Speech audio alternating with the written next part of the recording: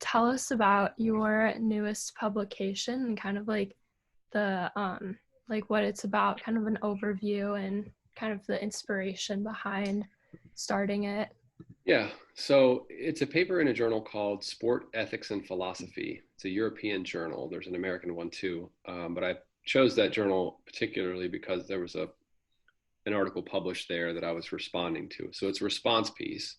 So in philosophy and ethics, you'll see that pretty often. You'll see, Smith says something and Jones replies. So there's this kind of like dialogue and discourse back and forth. So this guy, Timothy Hassio, published a paper in the journal called A Moral Defense of Trophy Hunting. I wrote my doctoral dissertation on hunting, and I'm interested in the way that people use animals in the context of sports.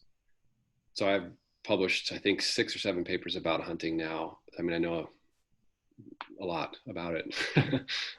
So when he wrote the paper, of course, I was interested in what he would say. So he basically defends trophy hunting, which is kind of a subspecies of hunting. So when people say trophy hunting, they mean like they're not hunting for meat. They're not hunting for any kind of subsistence. Like it's just like, I want a deer head and I want to hang it on my wall. That's the only reason I'm doing this. I want to kill a lion. I want to kill a zebra. It's not because I want to eat it. It's just, I just want to do it.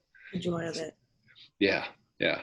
So if you read the literature on hunting, most like that's the kind of hunting that most people are like, damn, like maybe that's crossing the line. That's the most controversial type. Anyway, so he defended it. And my article is basically a response to him. And it ended up getting pretty long because I went kind of line for line. I mean, it's really just me saying like, Hassio said this and I disagree. Hassio said that and I disagree. So it's a response piece. It's just me and responding to what he said. And you can probably infer from his title, I think that trophy hunting is totally unethical. I think there's no sensible defense of that when you understand what these animals are and what, the types of interests that you're prioritizing over theirs. Like Emily just said, like, why'd you do it? For the hell of it. It's like, really? I mean, just substitute, instead of thinking of like a white-tailed deer, just imagine like a dog, right? Why'd you kill that dog? For the hell of it. It's like, I'm calling the cops. There's no point. Yeah, like we would obviously recognize that as a bad move. So most of us. What made you write like your dissertation over hunting? What made you do hunting? It's strangely. So I was getting ready to write my dissertation on genetic engineering. Two different things. Yeah, gene technology in sports. But the reason I was really apprehensive about that, because I'm not a biologist, and it's a lot of hardcore science. You have to know the facts about the science to make sense of that. So I wasn't sure about that. And then by sheer coincidence, that's when Michael Vick and his dogfighting thing happened. Do you guys remember that? I mean, you might have been young then. So that was like major news at the time. And it really captured my attention to think about why people were so upset with Michael Vick and what he did relative to like living in Ohio. I mean, hunting is a big part of the culture here. Like people hunt all the time. So like, why are you so upset about what Vic did, but it doesn't bother you at all to see a deer laying across the back of a pickup truck? Like nobody's crying about that. So I wondered like, what's the disconnect about? So I got interested in hunting as one example of the way that people use animals in and for sports. And of course there are others too, like horse racing, bullfighting, rodeo, dog racing, chicken fights, cockfights, they call them, all that stuff. Like, so hunting was just like an example, one that I thought would be, I chose hunting because most people don't think twice about it. They don't think it's unethical, even though they do think that like cockfighting is unethical or dog fighting. So yeah. I was interested in that because it's like, well, why don't you think that's a problem when the other things are? So that's what got me to it. Makes sense. I would definitely, you don't think people at all, like when they kill a deer, they're like, oh, it's just normal hunting. I don't see it at all now that I see that. Ellie? Yeah. Yeah, so I remember in sport ethics last year, we talked a lot about horse racing. And you kind of touched about like how kind of trophy hunting is it's also a form of like being a sport that abuses and kills animals. And people think about like dogfighting as unethical, but not trophy hunting in some cases. So, kind of when looking at like the aspect of horse racing, I think, correct me if I'm wrong, but didn't you do a publication on horse racing as well? Yeah, I have two papers that talk about it. They're not necessarily about horse racing, but they're Okay. about the use of animals in sports, and horse racing is included in that analysis. So, like, two of my publications are just general, like, here's how we treat animals, and a couple of the others are about hunting specifically. So, not that, but yeah. So there are a couple that talk about horse racing. Yeah. So, kind of along those lines, like, did you find horse racing first or like kind of the same time as trophy Yeah, hunting? Kind of like what inspired you to kind of take more of a deep dive into trophy hunting and the ethics of that? that kind of piggybacks to Emily's question before. So, Michael Vick drew my attention to this confluence of humans and animals and sports, and then right around the same time, there was a horse at the Kentucky Derby named Eight Bells, a filly. She finished second, and then she broke both of her front legs, if I recall, right after the finish line. And so she went down on the track, and they euthanized her, and it was this major story. And there was another horse named Barbaro who broke a leg, and then they kept Barbaro alive for like 6 months with two broken legs or one broken leg. And if you don't know, if a horse breaks its front leg, it's Oh my almost a god. death. It's like a death sentence. They can't survive that. Um, but anyway, they kept Barbaro alive for months and months. And ESPN ran all these stories about, oh, they love this horse. They're doing all this stuff for him. And of course, the more cynical interpretation is they're putting him out to stud. Like, it's not about saving the horse. They're trying to make as many Barbaro babies as they can because he's an elite level horse. Like, it's not out of the kindness of their heart. They're trying to make money out of him. They're literally just keeping him alive for his genes. Freedom. So that was a thing. At the same time, those two stories happened. So I was like, okay, here's yet another example of where the way things appear, mint juleps, Kentucky Derby, fancy hats, nice weather, having fun, are not the way they are when you kind of pull the curtain up. It's like, holy cow, there's some bad stuff going on back here. Yeah, makes sense. Back to your publication, you said it was a European publication. So is he a European writer?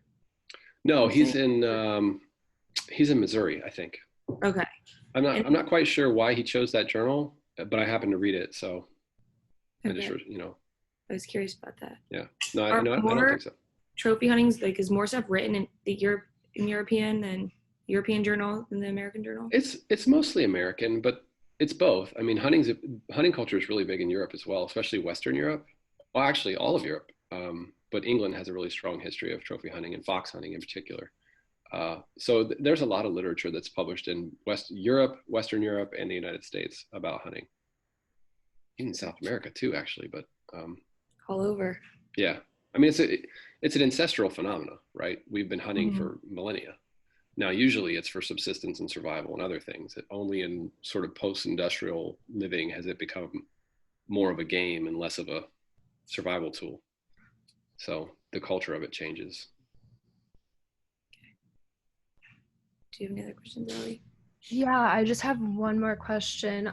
So since you've started researching trophy hunting and the ethics of it and the problems of it, and obviously there are people that do defend trophy hunting, have you seen a change in like the how many people are trophy hunting? Have you seen more of like a pushback? Like personally, and I'm so uneducated on trophy hunting, but I feel like I'm seeing more people of like the general public kind of seeing the problems with trophy hunting. Have you seen any differences, whether it's like positive towards trophy hunting or negative? Have you seen changes in that? Yeah, but it's hard to pin down a causal link there. So if you look at the data, which like there's some government data that tracks this, and there's some state level data too, because well, most people who want to do it with licensure, right? You have to have a license to go do this stuff. So, or a permit. So the states can kind of keep track of who's doing it. And if you look at the data, it's declining over time. And so like state wildlife organizations are trying to reverse that trend because frankly, it's ecotourism. So for example, like about maybe 10 years ago now, the state of Michigan had this big push where they were like, we want women and girls to get into hunting. And so they put together this big campaign, like pushing women and girls toward hunting because it was just a sub-segment of the population that not many of them hunted. And so they're like, look, here's a big opportunity for growth. And they wanted people to come to, and that's a big thing too. It's like the tourism part of it. I mean, Michigan is known for good whitetail deer hunting, as is West Virginia, Virginia, and some other places. Like there are places that have specific economies that they are trying to feed through this industry. So they're trying to drive the numbers up for those particular economies, but overall the trends are downward, and it's really hard to point to some causal thing. Like it's not as simple as saying people think it's unethical. The more complicated answer is people have so many options. There's so many things you can do with your free time, and seemingly more and more. And so it's harder to specifically choose that pursuit when there's 20 other things you could do with your free time. Plus, I grew up hunting. I haven't hunted in decades now, but it's hard. It's really hard. Like you're outside. It's sometimes the weather is terrible. Like the conditions are bad. It's really rigorous and challenging, and that can be enjoyable. But for a lot of people, it's like, this is not worth it. So Correct me if I'm wrong. Is there like in a period like throughout the year that you're like not allowed to hunt deer? yeah, that's right. What are those? Oh, I haven't looked at, I focus so much on the conceptual points. I don't remember the regulation. It's usually in the fall, like right around now, actually. Yeah. And there are different seasons for different types of hunting. So with like bow season, bow and arrow, Yes, is different than gun season. And then the rules are all different too. Like in Ohio, you can't hunt with a rifle, which is a specific kind of gun. Whereas in like so you hunt with shotguns in Ohio, but rifles in West Virginia. And the reason that is because a rifle bullet will go much further than a shotgun blast. And you can hunt with rifles in West Virginia because it's very mountainous. Mm-hmm. So the likelihood of you shooting a bullet that goes like, 10,000 feet is very low because it's going to hit a mountain. Like there's so many hills, it's going to hit something and stop. Whereas in Ohio, where a lot of it's flat, you shoot a rifle, like that thing can go a long way. So. All right. Well, probably the last question. Do you have any other like publications after this that you're writing on right now? Yeah, I have I have a paper that I've been writing about. You guys might remember this from ethics and sports. You remember the drag racing stuff with like, I did this little piece where I talk about women who are into drag racing. And I remember when we were talking about it, but I don't remember. Yeah, I remember that too. Well, so I've been interested in that for a long time, and I'm writing a piece about aesthetics, not ethics, but aesthetics. So aesthetics is this domain of philosophy of like, it's experiential. So for example, when you stand and admire a mountain, right? So you're looking at Grand Teton or whatever, the Grand Tetons or the Rocky Mountains. There's a certain sense of emotion and awe that consumes you in that. Like it's emotional, it's bizarre. Like if you really think about it in the simplest way, you're staring at a big rock, and your response to staring at that big rock is to like get a tear in your eye of like, wow, like what do you why do you feel that way? That's very bizarre. So this domain of aesthetics is like trying to help us understand why we perceive beauty, why we perceive awe, why we admire certain innate things.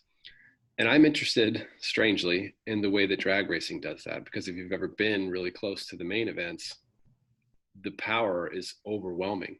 Like it's just overwhelming. And so it's strangely, we've built these things that like evoke that sense, that aesthetic sense of awe. And so I'm really interested in that. I've been writing it for way too long. Do many people find like drag racing like aesthetically pleasing? Yeah, I think so. I couldn't do it this year, but Ellie, did you go on the trip 2 years ago? I thought maybe you went to Indianapolis. No? Oh, I couldn't remember. So every year I take students to Indianapolis on Labor Day weekend, which just passed, and we go to the event. And part of the reason I like doing it is because I like to expose students to it in person, because you can watch it on TV, but when you experience it, you cannot help but have this emotion of like, you almost like touch your heart, like, oh my God, it's overwhelming. And I love to expose people to that and see their reaction. It's always overwhelming. Okay, I don't think I've ever actually watch drag racing. Yeah. And so the weird part is like, it's one of those things that unless you experience it in person, it doesn't make any sense. You watch it on TV and it's like, who cares about this? But if you go and see it, it's like, whoa, like that's something. So I have to want to go see it sometime. yeah, it's an interesting thing. Indy. They raced in I've never heard Indianapolis. of it in Indy. Yeah, it's at Indianapolis Raceway, just north of the city, every Labor Day weekend. It's like their main event of the year too. Most of the teams are based out of Indianapolis. From Indy, Yeah. I never knew that. Yeah, it's because it's this weird like low key sport that most people don't know about. Right. So anyway, I'm trying to publish a paper on that, aesthetics and drag racing, which is a very weird mix. Mm-hmm. From hunting to drag racing. Yeah, I've got a lot of interest. Yeah, That's a good thing, though. Keep Yeah. everyone interested. Well, It's that's all all- the questions I have. But go on. it's all ethics and philosophy. Mhm. It's just different applications. So Good. Thank you. Yeah, thank you so much. yeah, I always like talking about this stuff. It's good to see you guys too. So Yeah, good to see you too. all right.